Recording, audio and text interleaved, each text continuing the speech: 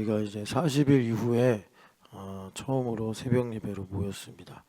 각자 또 각 고향이나 또 여러 부모님 댁을 방문하시면서 연휴를 잘 보내셨으리라고 또 생각하면서 여러분 다시 한번 이제 우리가 신들매를 고쳐 매듯이 말씀으로 마음을 새롭게 하여 여러분 또 26년 주님께서 부르시는 그 소망을 향하여 달려가시기를 축복합니다. 그래서 오늘 우리가 이 계시록 7장 말씀을 읽었는데 이 계시록 7장 말씀은 주님께서 계시록 5장에 그 두루마리를 취하시죠. 이 두루마리를 취하시고 이제 인을 떼시는 일을 하시는데 그래서 6장에 이제 6개 인을 먼저 떼십니다. 그리고 마지막 7째 인을 떼시기 전에 그러니까 6째 인과 7째 인 사이에 하나님께서 주시는 말씀인데 그 내용이 무엇이냐 우리가 잘 또 들어서 알듯이 14만 4천 명에 관한 말씀인데 그러니까 완성된 교회 이렇게 보시면 되겠습니다. 지금 이제 교회가 완성이 안 됐죠. 그러니까 예수님 재림을 아직 안 하신 상태고 교회가 완성이 되면 예수님 재림하실 텐데 교회가 완성이 된다는 건 무엇이냐면 하나님께서 예정하셨다 그러지 않습니까? 하나님께서 구원하실 영혼들을 예정하셨는데 그 어떤 수가 있다는 거죠. 그런데 그게 몇 명인지는 정확히 모릅니다. 그런데 여기 보면 14만 4천이다 하는 것은 성경에서 보면 완전수를 12로 12로 계속 일관되게 말씀하시는데 그래서 성경에 12이 많이 나오죠.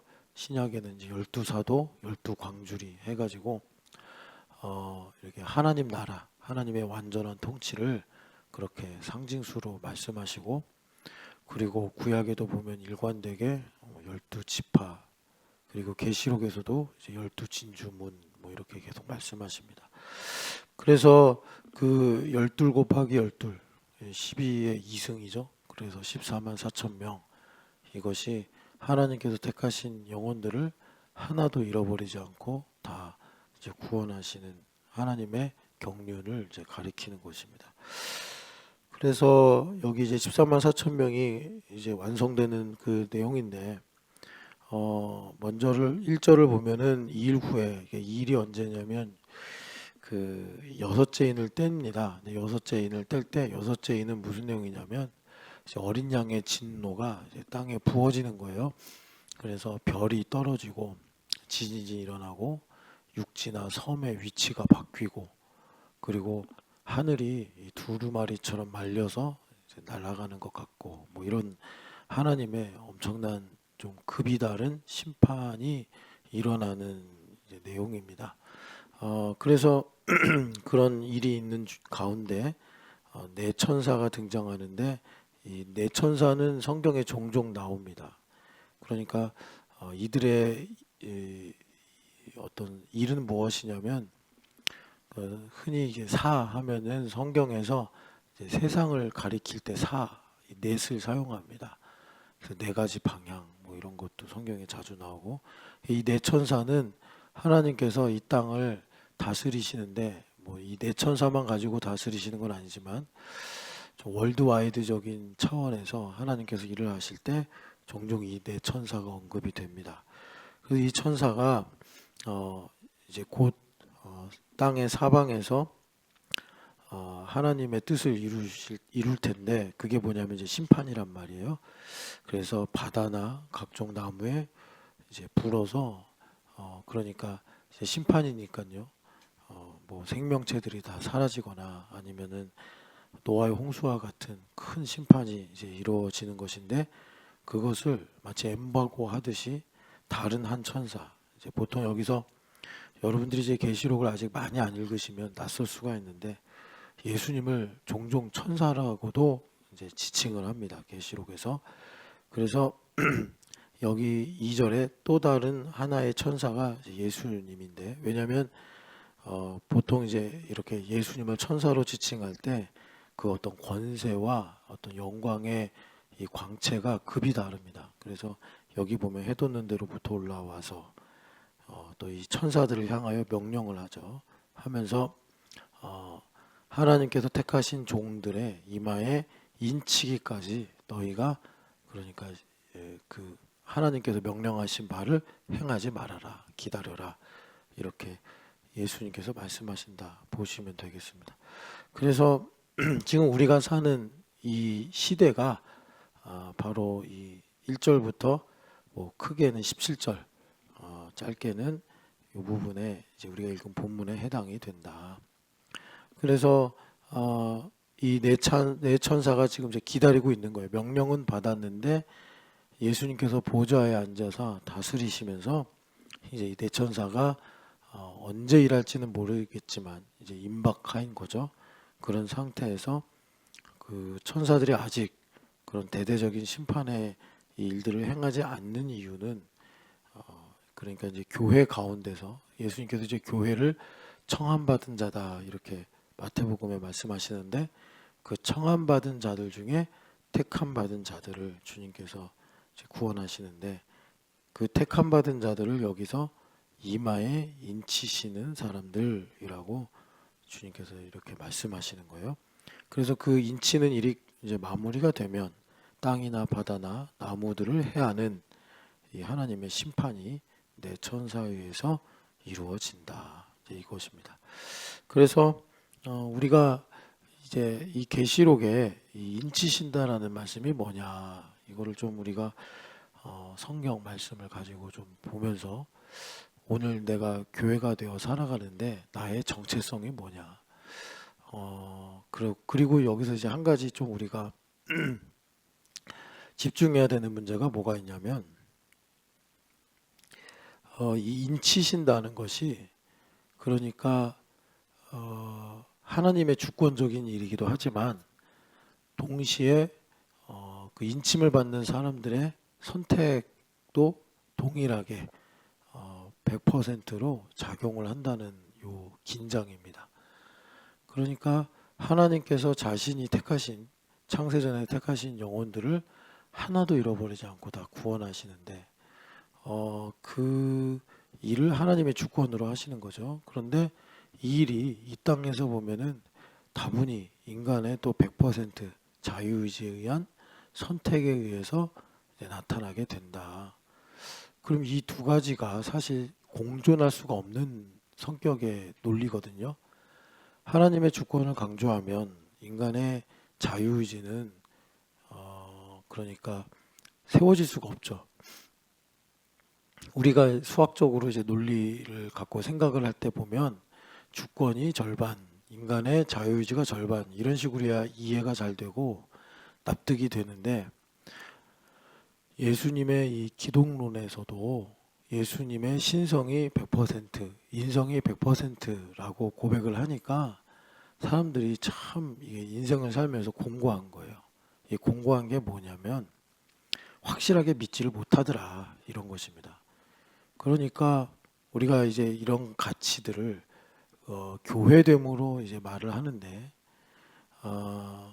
내가 이 교회됨을 대부분 사람들이 약간 좀 이 믹스된 느낌으로 가지고 살아요. 믹스된 느낌으로. 그래서 뭐 이런 거죠.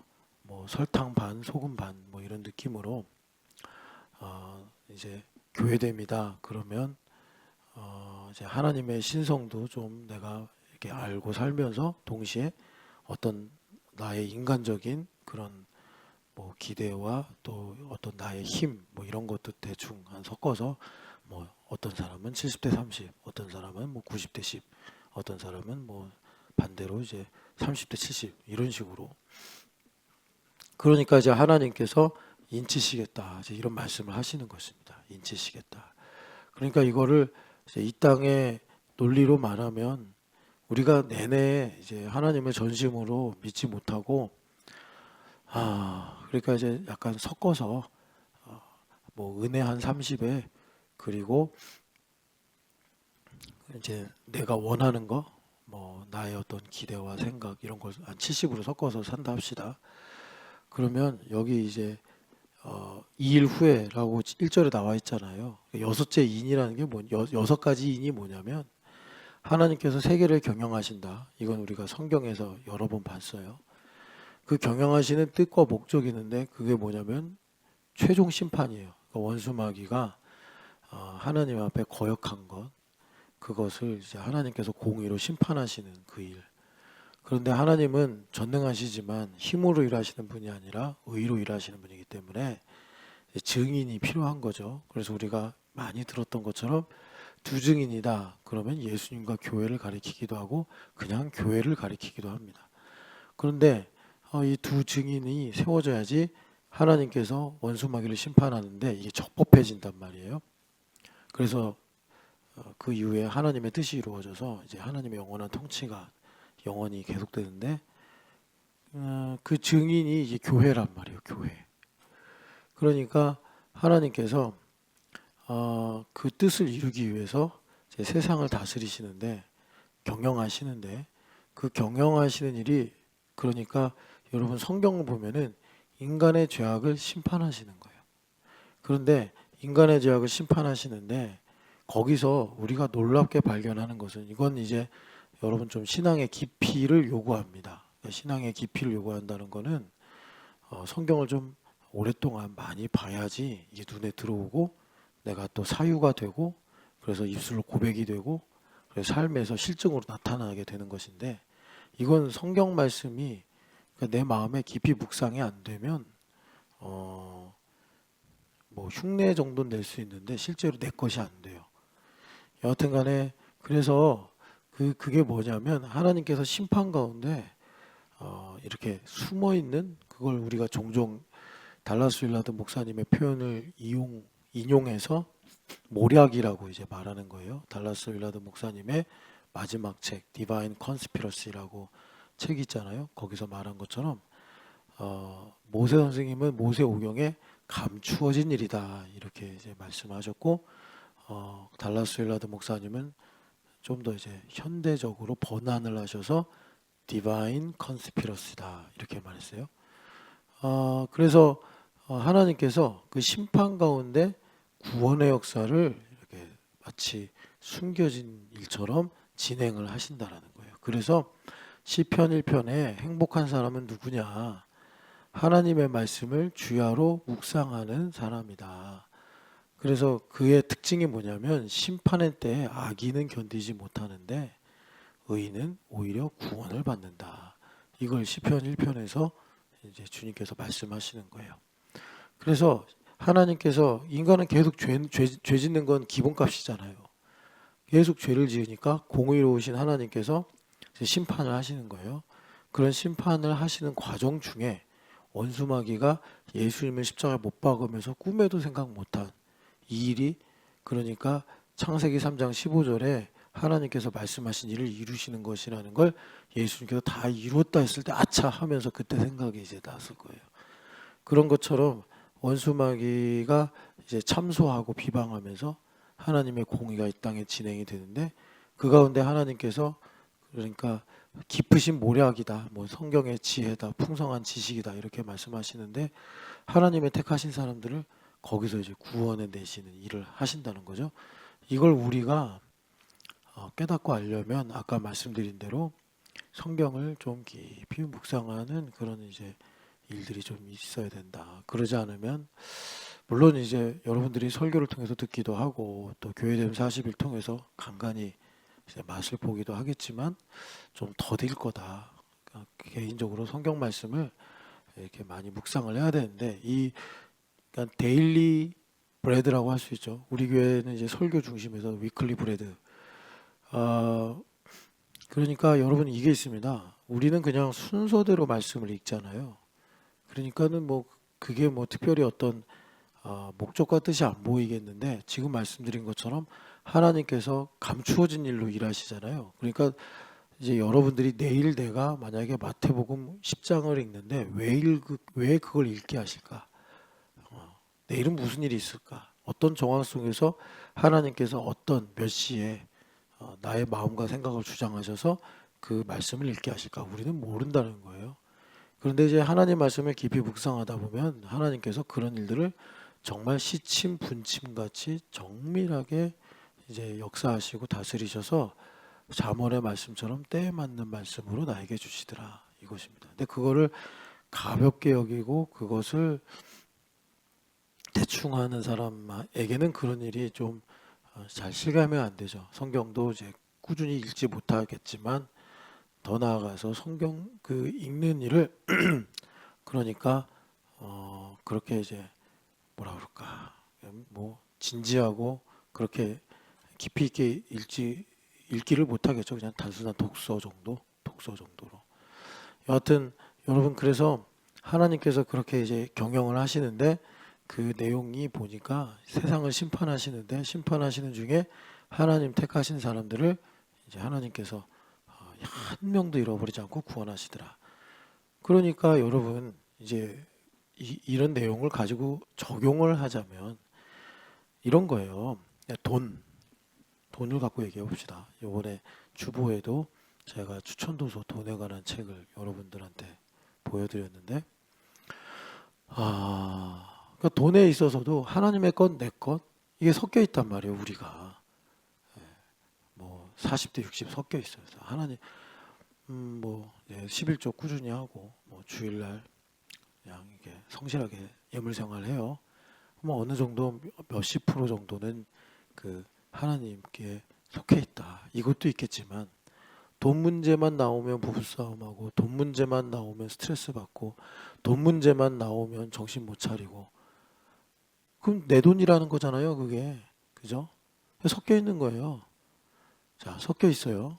그럼 어떻게 해야 되겠습니까? 우리가 많이 본 것처럼 대표적으로 이제 고린도전서 3장에 교회가 되어서 살아가는 것은 내가 성전이 되는 것이다. 성전이 되어서 살아간다는 건 뭐냐 봤더니 내 안에 거룩하지 않은 걸 하나님께서 불로 소멸하시는 것이다. 그럼 맨날 꼬실리는 거예요. 맨날 꼬실리는 거예요. 그래서 나중에 이제 아무리 고집이 세더라도 하나님 뭐 이렇게 다스리시고 이루시는데 장사했겠습니까? 참 감사한 거는 인생이 영원하지 않다는 것, 끝이 있다는 것이고 또 노화가 된다는 것, 그것도 되게 큰 축복이에요. 왜냐하면 그렇게 말 안 듣고 그렇게 고집 피우고 내 돈이라고 내 거라고 이거 돈 얘기만 나오면 그냥 맨날 부부싸움하고 그래가지고 서로가 돈 얘기하기가 무슨 지뢰밥 밟듯이 그냥 조심조심하고 그래. 그런데 늙으면요 전도서 12장에 나오는 것이 이빨 빠지고 눈에 이제 눈 보이지도 않고 귀도 잘 안 들리고 뭐 이제 걸어다닐 힘도 없고 그렇게 되면 착해져요. 돈 얘기 갖고 부부싸움 안 한다고. 그러면 이제 죽을 때 다 되면 그냥 하나님 거지 뭐 그러고 살아. 늙는 것도 복이에요. 잘 화도 안 내고.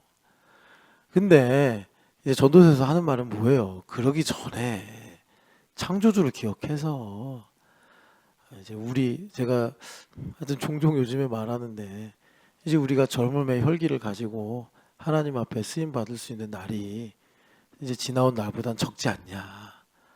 그러면서 제가 이제 여러분들한테 뭐 저는 제 친구들은 이제 50이 됐고 저는 좀 빠른 그 연도라 이제 뭐 49이다 뭐 이렇게 봐도 되고 여러분들보다 그래도 조금 한두 살 더 먹었잖아요. 그래서 저는 한 이제 10년 남았다. 제 스승이신 이가호 목사님 뵈니까 목사님 말씀 맞아요. 60까지 혈기왕성하게 사역하고 60부터는 이제 정리하는 삶을 사는 게 맞는데 여러분들도 뭐 10수년 남은 거지 뭐 여기서 20년 넘게 남은 사람 별로 없잖아요. 그러니까 그 전에 이제 인침을 진작에 받아서 하나님 돈이네 해가지고 뭐 이 돈 문제를 가지고 이러니 저러니 뭐 반대를 하든 뭐 억울한 일을 당하든 하나님 돈인데 억울하려면 하나님이 억울하셔야죠. 걱정하시려면 하나님이 걱정하셔야죠. 이러면서 다윗처럼 말이에요. 여호와는 나의 목자시니 나는 돈으로 인해 부족함이 없도다. 그래야지 6절에 나오는 것처럼 나의 평생의 정령 하나님의 선하심과 인자하심이 따르지 않겠습니까? 그런데도 아직도 승질 못 죽여가지고 뭐 되니 안 되니 없니 있니 그냥 막 스트레스 받고. 아니 제가 여러분 우리 교회는 여러 모양으로 여러분들한테 말씀드리지만 그 어떤 근간은 히브리서거든요. 제가 한번 오프 더 레코드를 몇 번 말씀드렸어요. 왜 이런 얘기 하느냐. 히브리서. 이거는 사실 교회사적인 일입니다. 하나님께서 저에게 기회를 주셔서 뭐 이렇게 좀 수필 같은 책을 쓰게 하시면 저는 그 얘기를 꼭 쓰고 싶어요. 왜 저에게나 또 신촌연합교회에게 히브리서를 이렇게 근간으로 두셨는가. 참 하나님의 귀한 섭리인데 히브리서가 한마디로 말하면 그 오프 더 레코드로 말하는 게 좀 더 저 개인에겐 유익한데 그냥 또 나중에 뭐 이제 우리 교회가 이렇게 계속 말씀을 저장하고 있거든요. 근데 이 말씀을 다 이렇게 녹음하고 파일로 만들고 그래서 일종의 서버도 있어요. 우리 교회 그냥 뭐 조금만 저장하는 이 몇십 테라 될 거예요. 거기에다가 우리 문찬 집사님이 비가 오나 눈이 오나 진짜 사진하고 영상하고 음성 파일을 다 저장을 해요. 참 감사한 일이에요. 아무도 신경 안 쓰는데 그분은 그런 은사가 있어. 기분에 따라 일하지 않고 그냥 이건 내가 하는 일이다 그러면 그냥 꾸준히 하는 그런 성격이 있어요. 여러분들 뭐 신경 안 쓰잖아요. 근데 또 성격이 되게 좋아요. 그걸 아주 잘 저장을 해놔. 누가 알아주든 모르든 하여튼 그런 성격이 있어요. 고마운 일이죠. 근데 이 문찬 집사님이 이제 그런 걸 저장해 놨다가 나중에 뭐 혹시 우리 교회 와서 청년들이 옛날 설교는 없나 하고 들어보면 또 들을 수 있을 테니까 제가 이제 온라인으로 좀 얘기를 하면 무슨 얘기 하려고 나 이렇게 서론을 길게 얘기했던가 갑자기 또 기억이 안 나네. 무슨 얘기? 히브리서 얘기 안 할 건데 그거는 나중에 오프 더 레코드는 여러 번 얘기했는데 히브리서 얘기 안 하고 그 다음 단계를 얘기하려고 그랬는데 여러분들에게도 의미가 있어가지고 그러니까요 제가요 그 이전 교회에서 사임을 할 때 이거는 제 잘난 척이 아니고요 하나님 주신 은혜인데 제가 유일하게 고별 설교를 했어요.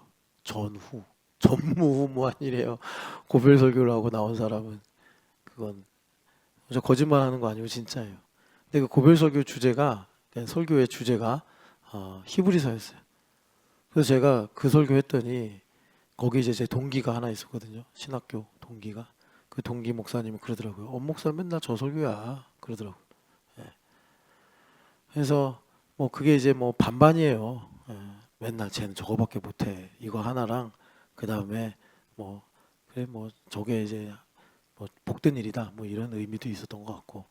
그게 이제 뭐냐면 히브리서를 이제 한마디로 그날 압축을 해서 설교를 했어요. 고별 설교에서.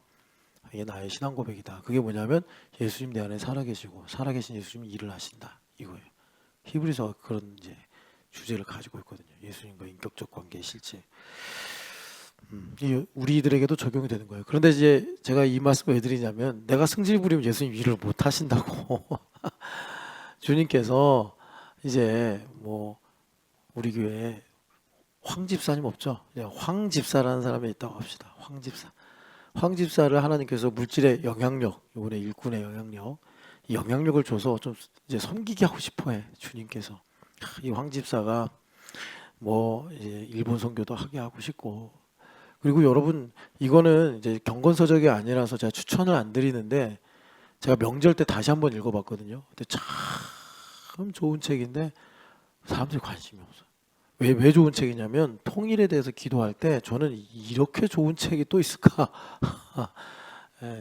우리가 통일 되게 복잡한 함수예요. 근데 그냥 우리 기독교인들은 되게 좀 어떻게 보면 순수하게 그렇게 기도를 해요. 근데 여러분 기업 하나가 합병하는 것도 복잡한데 80년 가까이 넘었죠. 이제 80년 넘게 분단된 이 나라가 총과 칼로 대치됐던 이 나라가 그리고 또 여러분 그 제가 참 아쉽게도 그 자료를 제가 이걸 소장을 했어야 되는데 이 남북 전쟁이 있을 때 우리나라 남과 북의 전쟁이 있을 때 6.25죠. 6.25가 있을 때 미국에서는 항상 그 일본하고 전쟁할 때도 일본이란 나라가 어떤 나라야 해가지고 그 미국 국방부죠. 국방부에서 이제 항상 그 민족을 연구하게 하는 작업을 하더라고요.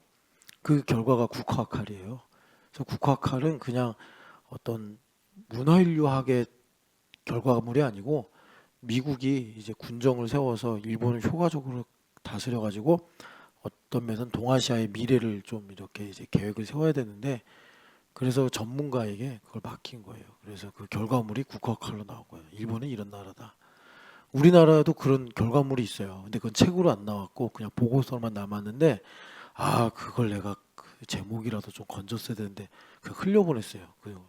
그게 뭐냐면 왜 남북 전쟁이 일어났냐 이거예요. 왜 6.25가 일어났냐. 그래서 미국이 이제 우리나라 역사를 연구한 거예요. 전문가를 통해서.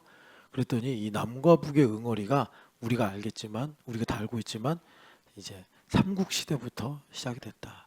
그래서 여러분 대한이라는 우리나라의 이 국호가 여러분 남쪽으로 치우쳐 있는 거 알죠? 삼한. 삼한이 하나 된 게 대한. 그러니까 저쪽 이북은요 사실 고구려 쪽으로 내려오잖아요. 정통성이. 삼한은 이 신라 백제 뭐 이런 쪽으로 이제 정통성이 있고. 그러니까 이 응어리가 수천 년 된 거라. 예. 그게 조선시대 때 참 뭐 이성계가 그러잖아요. 여진족 출신 아니냐 이런 말이 있잖아요. 그의 이제 증조부가 여진족에서 귀화한 장수 아니냐 이런 말. 그래서 그 컴플렉스 때문에 아니 근본이 저쪽 위쪽인데 전주시로 이렇게 개명한 거 아니냐. 그런 썰이 있어요. 야설에. 진짜인지는 모르겠는데. 여하튼간에 그런 컴플렉스 때문에 그런지 이성계가 이제 왕이 되고 나서 이제 자기 후대 왕이 될 자손들에게 일종의 그 유언으로 남긴 게 이북 지방에서는 사람들을 등용하지 마라 이런 유언을 했대요 실제로. 그래서 조선 500년 내내 차별받은 거예요 이북 지방이. 그래서 뭐 이제 경제적으로도 좀 궁핍하고. 그런데 역전이 됐죠. 일제시대가 시작이 되면서 개발이 되고 경제적으로 여러분 아시잖아요. 남한의 몇 배가 북쪽에 어떤 자원이나 인프라가 몰려 있었다. 그런데 다시 이제 분단된 이후에 이제 거기는 이제 흑암의 땅이 됐고 남한을 하나님께서 축복하셔서 이렇게 경제적으로 풍요롭게 하셨는데 이런 것들이 여러분 이렇게 통일이 돼서 한 나라 한 민족이 된다. 이거 수학적으로 도저히 값이 안 나옵니다. 그러니까 제가 이제 이 책을 좀 읽어보시라 추천하고 싶은 게 이제 빗나간 기대라고 한번 읽어보시면 우리나라가 이런 식으로 이제 통일에 대한 어떤 하나님의 계획이 있겠구나 좀 가늠할 수가 있어요. 뭘 갖고 기도해야 되나 이런 식으로. 여하튼간에 우리가 그 이제 황 집사님이 그렇게 해가지고 참 섬겨야 되는데 맨날 돈 얘기만 나오면 승질 부려. 돈 얘기만 나오면 목사 말도 안 들리고 뭐 주변 말도 안 들려. 그 사람은 못 써 그러면 하나님께서요. 그냥 그분은요 늙는 게 복이에요. 늙어가지고 아이고 허리야 지팡이 짚고 다니면서 그냥 착해지는 게 복이에요. 착해지는 게.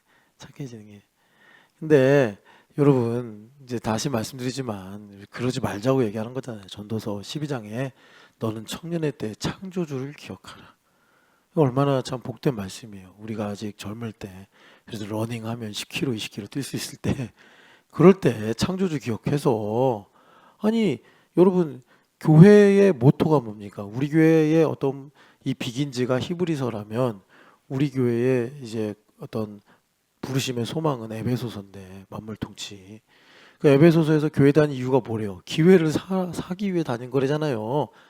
에베소서 5장 16절 때가 악하니까 세월을 아끼라. 기회를 사라. 직역하면 속량해라.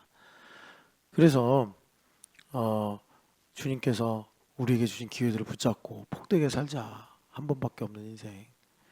그건데 계속 내가 그 이제 섞어찌개처럼 인생을 살아.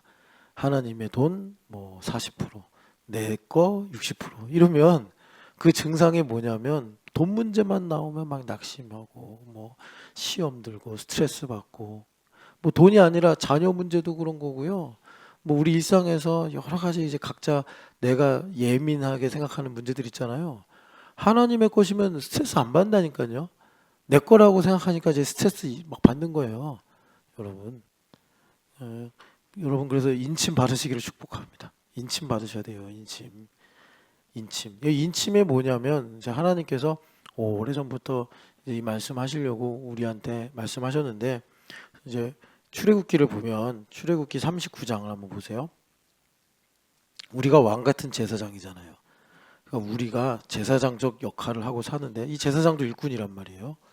39장을 보시면 39장에 어디를 보냐? 30절, 31절.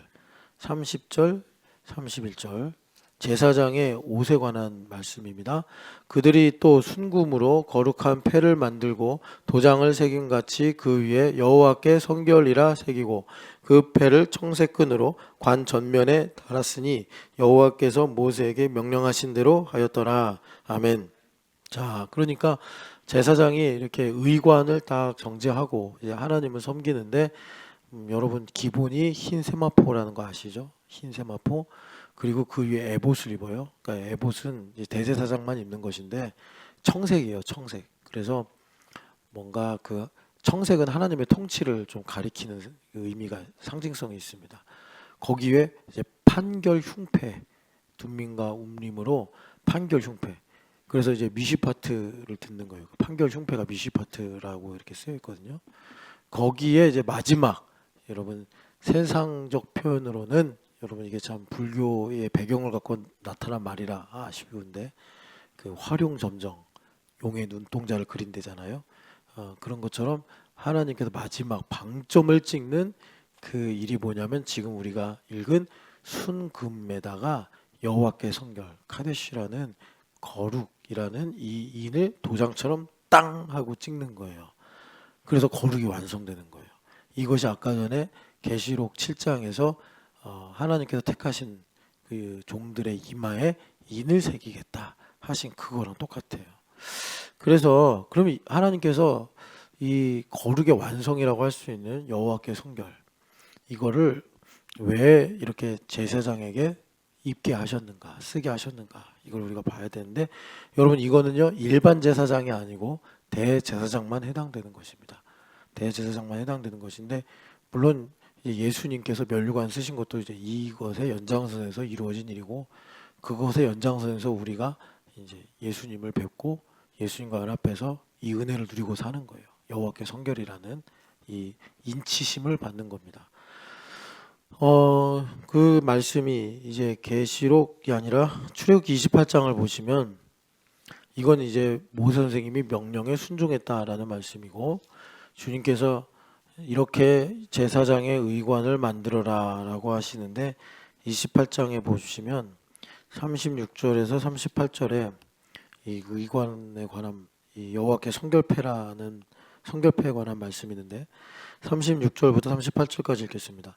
너는 또 순금으로 패를 만들어 도장을 새기는 법으로 그 위에 새기되 여호와께 성결이라 하고 그 패를 청색끈으로 관 위에 매되 곧 관 전면에 있게 하라.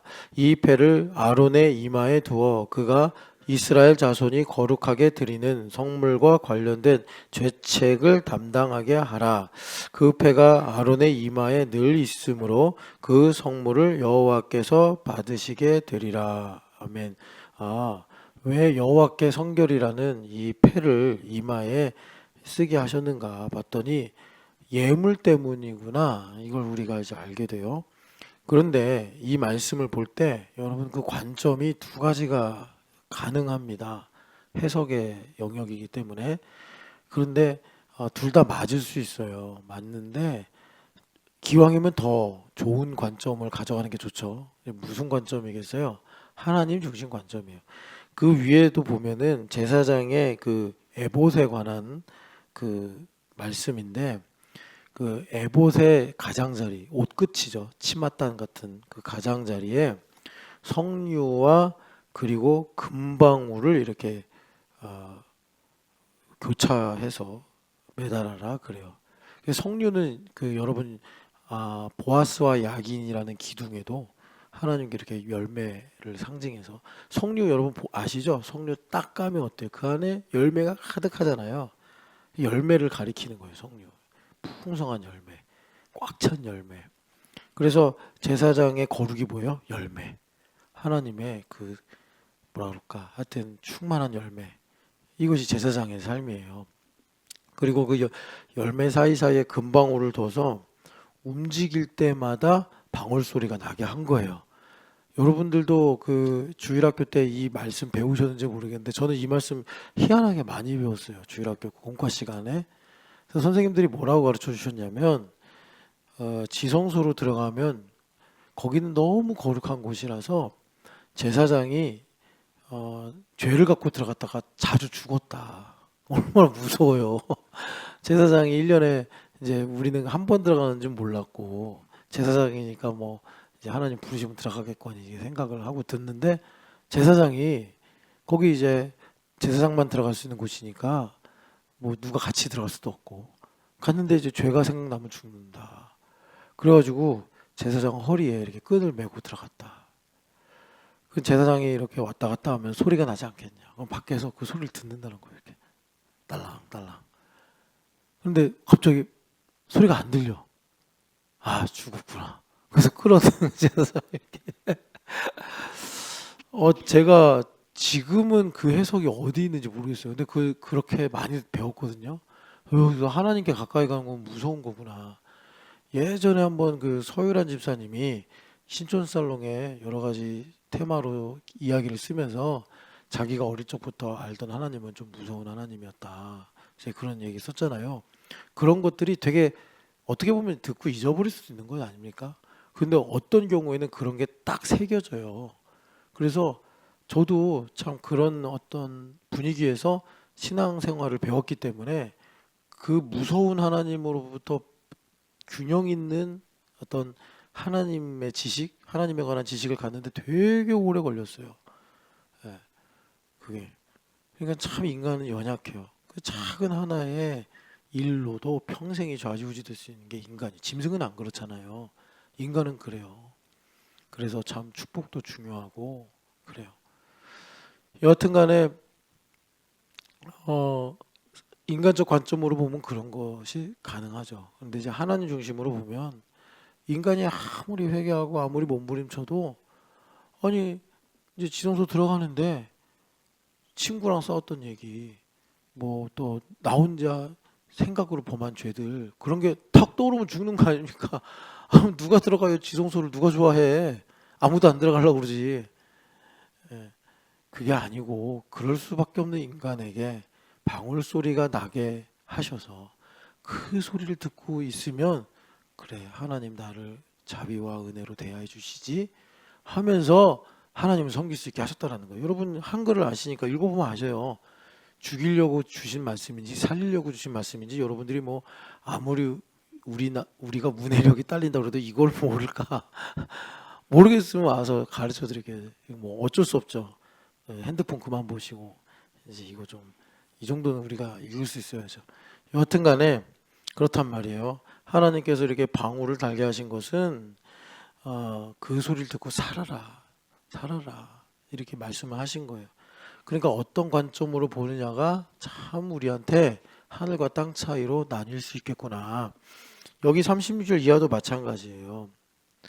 여러분들이 영어 성경을 보면은 조금 이제 그 관점의 차이를 실감하실 수가 있는데 이제 NLT라고 제가 자주 성경 이렇게 여러분들한테 비교해서 소개해 드릴 때 좀 쉽게 번안이 된 것이 NLT 그리고 조금 직역에 가깝게 번역이 된 거 그게 이제 보통 킹제임스나 아니면 NASB다 이렇게 해가지고 말씀드리잖아요. NIV는 한 중간쯤입니다. 그러니까 대중적으로 많이 읽히는 것 같고 그러니까 NLT 성경 보면요 이렇게 봐요 이거를. 그러니까 어떤 사람이 양을 가져왔는데 그 양을 잘 살폈어요. 이렇게 잘 살폈는데 뭐 온전하고 흠이 없어.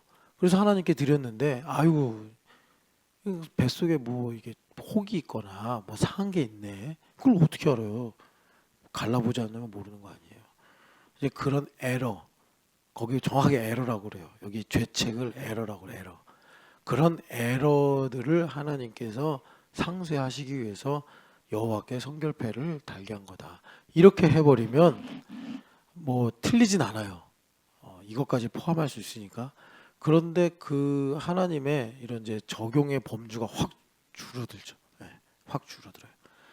저 보수적인 이 해석은 어떤 거냐면 곡식이든 간에 뭐 이제 양이나 염소 같은 이제 짐승이든 간에 하나님께 예물을 드릴 때 예물은 기본적으로 인간이 죄인이잖아요. 그 죄를 그러니까 그 죄가 전가돼요. 예물에는 여러분 헌금 생활할 때도 꼭 기억하셔야 됩니다. 죄가 전가되게 돼 있어요. 근데 그거 참 신기한 게 자, 죄가 전가돼요. 그럼 하나님께 가. 그럼 하나님 받으시잖아요. 받으시는데 하나님 받으실 때 무슨 변화가 일어나죠? 그게 거룩해진단 말이에요. 그게 좀 이해가 안 되죠. 근데 그 하나님 세우신 법이에요. 그러니까 내가 이 컵을 하나님께 예물로 드려. 그러면 내가 이거 하나님 드릴 때 내가 죄인이잖아요. 그래서 내 죄가 여기 전가된다고. 그러면 얘는 멀쩡한 컵이었다가 내가 예물로 드리는 바람에 여기 죄가 담기는 거예요. 그런데 하나님께서 이걸 받으신다. 되게 인격적인 내용인데 이걸 받으실 때 그 죄가 없어지고 이게 거룩하게 된다고. 여기서 이제 놀라운 결과가 뭐냐면 얘가 거룩해지고 끝이냐. 그게 아니라 얘한테 연결된 나머지들. 저부터 시작해서 저의 모든 삶. 그게 온전해지는 거예요. 이게 예물의 미학이에요. 아름다움이에요. 그러니까 예물을 드리면 참 즐거운 일인데 이제 뭐 오늘날 여러분 사실 참 이게 통증 같은 일인데 우리 교회됨 40일 열심히 하잖아요. 열심히 하는 거잖아요. 이 정도면 다른 교회 사람들 이거 하라고 해봐요. 다 도망가지. 근데 우리 교회니까 이렇게 참 감사로 하는 건데 나중에 이것 또한 얼마나 큰 은혜인지 나중에 또 기회가 있으면 나눌게요. 여하튼 간에 우리 그래도 열심히 한단 말이에요. 그런데도 통증은 뭐냐면 이 예물의 깊이가 지금 제가 간단하게 하나님께 예물 가져와라 하신 걸 조금 깊이 있게 설명한 거 아닙니까? 이 예물의 죄가 전가된다. 그런데 하나님께서 이제 그 인격적인 그 은혜로 인해서 이걸 받아주시는 거예요. 우리 아이들이 참 꼬깃꼬깃 뭘 만들어가지고 엄마 선물이야, 아빠 선물이야. 뭐 저한테도 우리 교회들이 선물 줘요. 근데 그게 뭐 이렇게 여러분 사실 이렇게 가지고 있으면 자리만 차지하는 거지. 그게 뭐 그렇게 막 좋고 뭐 이렇게 가치가 있고 그런 건 아니잖아요. 그냥 아름답고 예쁘고 고마운 거지. 하나님 그렇게 이제 우리한테 받아주신다 이거예요. 그걸 이제 믿음으로 드리면 하나님께서 법대로 받아주신다. 근데 하나님께로 가는데 이제 그걸 핵심으로 말하면 예수님의 이름으로죠. 예수님의 이름으로 드리는 거예요. 예수님 두 렙돈입니다 라고 드리면 하나님께 드리면 하나님께서 어이구 네가 나에게 전부를 가지고 오는구나 인정해 주시면서 받아주실 때 이게 거룩해진다고. 이게 참 놀라운 은혜예요. 그럼 얘가 거룩해지면 그걸로 끝나느냐? 그게 아니라 이걸 드린 사람부터 시작해서 그 사람 호주머니에 있는 나머지 기타 등등까지도 다 온전해진다고. 이게 예물의 그 참 완전함, 뭐 거룩 이거라니까요. 그것을 하나님께서 영향력으로 온전하게 하시려고 대제사장의 이마에 이렇게 딱 여호와께 성결이라는 대표성이죠. 도장을 꽝 찍어주신 거예요. 그래서 거룩의 영향력이 쫙 흘러가게 하시는 거예요, 주님께서. 이렇게 보면 이제 하나님 중심의 이 말씀 해석 이해예요. 그러면 거룩의 여호와께 성결이라는 이 거룩의 범주가 에러가 아니라 쫙 넓어지는 거예요. 그러니까 하나님 중심으로 성경을 보는 것과 사람 중심으로 보는 것은 뭐 틀리고 다 맞아요. 다 맞는데 이게 급이 다르다. 급이 다르다. 잠자리랑 저기 화성으로 날아가는 우주선 차이다. 그런 정도예요. 그래서 여러분 여호와께 성결이라는 게 얼마나 복되고 참 하나님께서 우리에게 이 거룩하게 하시는 복을 주실 때 크신 은혜인가 이걸 우리가 알게 되는 거예요. 자, 그러니까 여러분 이제 시간이 많이 가서 이 외에도 이제 성경에 보면 많은데 오늘은 여기까지 좀 해야 될 것 같은데 그러니까 무엇이냐? 여러분 인침받는 게 얼마나 복되냐 이거예요. 인침받는 게. 그러면 여러분 궁금하실 수 있잖아요. 어떻게 인침받습니까? 하나님의 주권이긴 하지만 너희는 나를 누구라 하느냐라고 물어보실 때 베드로가 답을 했어야지 그게 이제 신앙이 완성되는 것처럼 우리가 자유의지로 반응을 해야 된단 말이에요. 선택을 해야 돼. 참 이게 참 복됩니다 이게. 자, 이걸 위해서 하나만 더 보면 에스겔서 9장을 보시면 인쳐 주시는 말씀이 나와요. 9장을 보면은 여러분 그 에스겔은 1차 포로 때 잡혀갔죠. 아이고 제가 항상 이거를 나올 때마다 외우고 또 묵상을 하는데도 또 잊어버려요. 옛날 성경에 있을 텐데. 여하튼 간에 여러분 에스겔서 1장을 보면은 에스겔이 잡혀온 지 자기 나이가 30살이 될 때, 이 잡혀온 지 몇 년이 됐다고 옛날에 여러분들한테 말씀드렸는데 죄송합니다. 하여튼 간에 바벨론하고 공성전을 11년 했어요. 시드기야 왕이. 3년이구나. 3년 했고 시드기야 왕이 치세가 11년이에요. 그러니까 에스겔은 11년 전에 잡혀온 거예요. 잡혀왔고, 그리고 사실 그 잡혀간 사람들이 하나님께서 금방 돌아오게 하실 거야. 레위기 말씀처럼 우리가 회개하고 다 기도하면 하나님께서 이제 바벨론 심판하시고 우리를 가나안으로 다시 인도하실 거야. 그 기대를 갖고 버티고 있었던 거예요. 에스겔 뭐 이런 사람들이. 그런데 예레미야가 편지를 쓰죠. 70년 있다 올 거니까 꿈꾸지 말고 거기서 땅 사고 집 사고 애들 학교 보내고 장가가고 시집가고 그러고서 그 성읍을 위해 기도해라. 그래가지고 스마야라는 이 사람도 제사장 출신인데 예레미야 입 계속 그렇게 말하게 둘 거야 하면서 예레미야 치라고 막 그렇게 답장을 보내잖아요. 여하튼 간에 에스겔 선지자도 그런 시대를 살았던 사람인데 여기 이제 9장은 어떤 상황이냐면 그러니까 그 공성전을 펴는 3년과 더불어 에스겔이 잡혀가서 예루살렘이 아직 멸망하지 않은 그 기간입니다. 그 기간.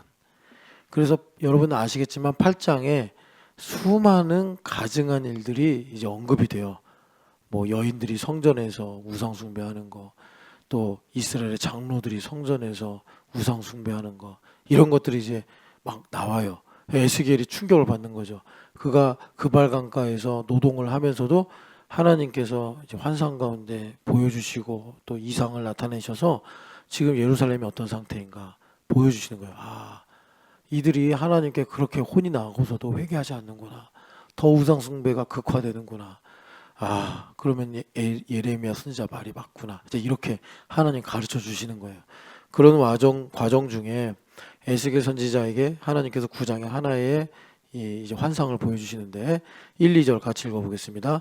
또 그가 큰 소리로 내 귀에 외쳐 이르되 이 성읍을 관할하는 자들이 각기 죽이는 무기를 손에 들고 나오게 하라 하시더라. 내가 보니 6사람이 북향한 윗문길로부터 오는데 각 사람의 손에 죽이는 무기를 잡았고 그 중에 한 사람은 가는 베옷을 입고 허리에 서기관의 먹그릇을 찼더라. 그들이 들어와서 놋제단 곁에 서더라. 아멘. 지금 멸망하지 않은 예루살렘 이 성전의 환상을 보는데 거기에 이제 천사들이 나타난 거예요. 여기 6사람은 천사들이죠. 그래서 천사 중에 5명은 무기를 가지고 있다.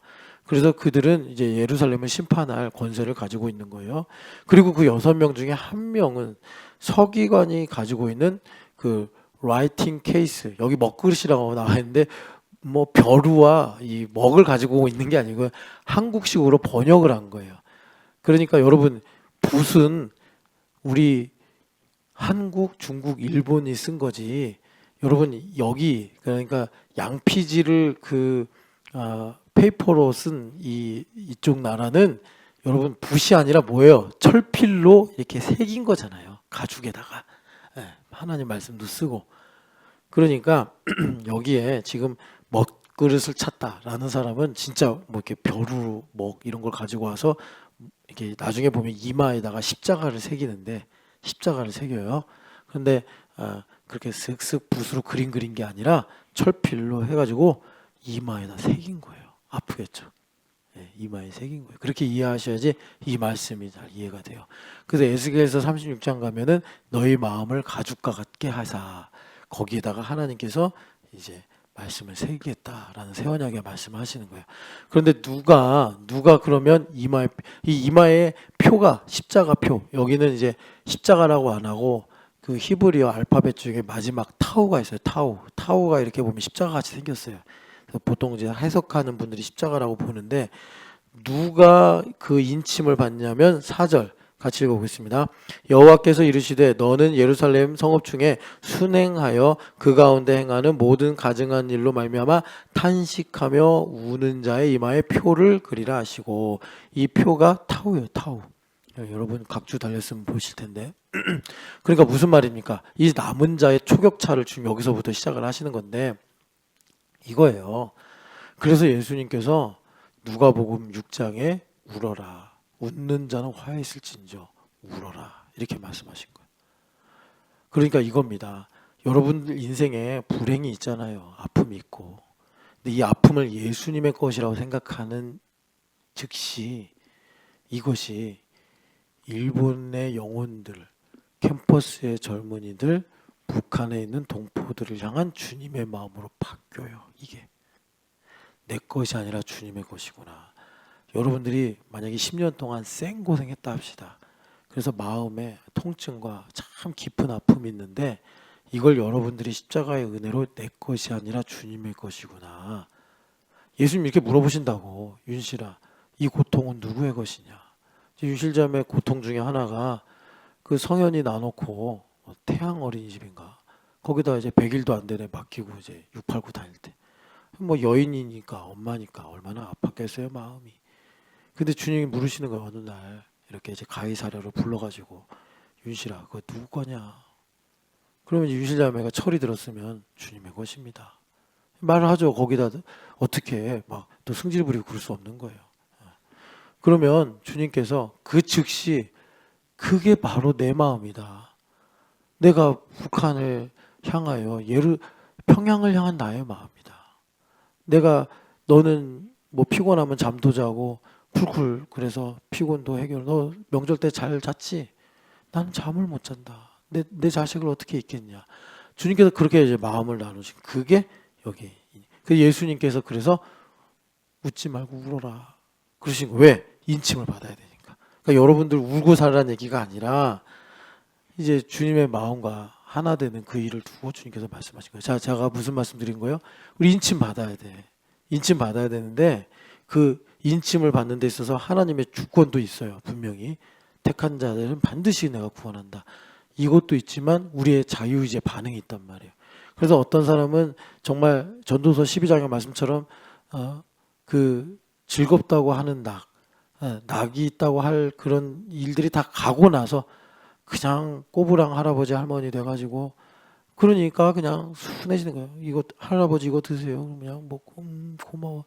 입혀주면 입히는 대로 살고 나중에 이제 정 힘이 없으면 이제 휠체어 전동 휠체어 타고 다니면서 얼마나 착해지겠어요. 그러면 그죠?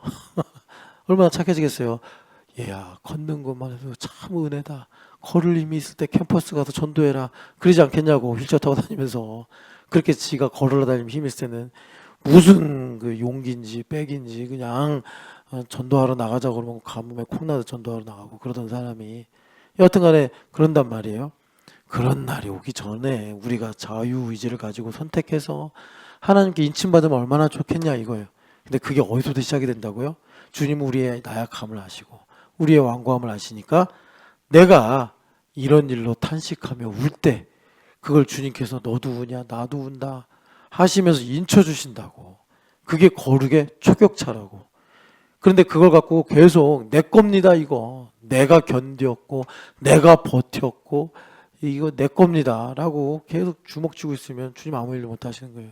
주님의 것입니다 라고 내가 주님 앞에 드리게 될 때 주님께서 놀랍게도 이 철필로 내 마음에, 여긴 이마죠, 이마에 십자가를 딱 새겨주시는 거예요. 그게 주님께서 이제 우리를 인쳐주셔서 하나님의 거룩한 일꾼으로 사용하셔 주시는 것입니다. 여러분이 인쳐주시는 은혜를 사모하시고 또 여러분 복되게 살아가시기를 축복합니다. 사랑하는 하나님 아버지, 주님께서 지금 이렇게 성령 하나님 통해서 우리에게 인치시고 보증하시는 줄을 믿습니다. 우리 이마에 예수 그리스도의 이름을 새겨주셔서 하나님 아버지 주를 위하여 주로 말미암아 주님 안에서 살게 되는 우리 신촌연합교회가 되게 하여 주시옵소서. 그래서 하나님 아버지 주님께서 만물을 교회를 통하여 통치하시는데 그 하나님의 통치 영향력이 나의 삶을 통해서 우리 교회 세우신 대로 캠퍼스와 저 일본의 선교지와 또 북한의 우리 동포들에게까지 흘러갈 수 있도록 복을 내려 주시옵소서. 부활하신 예수님의 이름으로 기도합니다.